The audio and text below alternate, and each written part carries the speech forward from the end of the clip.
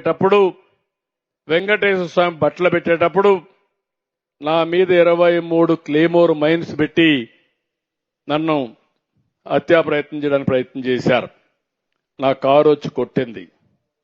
Car పోయి ఒక road మీద ఒక ఇల్లు కొట్టి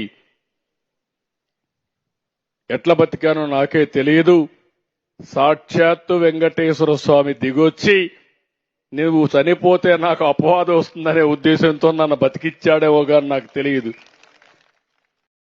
అదొక మిరాకల్.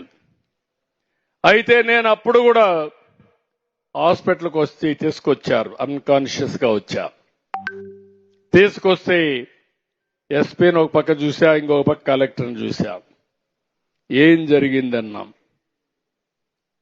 మీ మీద క్లేమోర్ మైన్స్ బ్లాస్ట్ చేశారు సార్ అన్నారు. ఎస్పీని చూసి నీకేం చెప్పాను అని అడిగా. కాసేపు ఆలోచించి తలకొంచున్నాడు. ఎవరైనా కానీ ఇలాంటి దుర్మార్గం చేస్తే నేను మీకు చెప్పింది వీఐపీని వేరే వాళ్ళు ప్రొటెక్ట్ చేస్తారు, చేసిన వాడిని పట్టుకునే బాధ్యత మీది.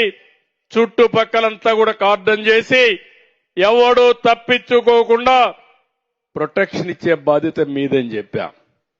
ఆ మాట చెప్పినప్పుడు సార్ అంటే నువ్వు అవసరం లేదు, కలెక్టర్ ఉన్నాడు చూసుకుంటాడు, నువ్వు వెళ్ళమన్నా.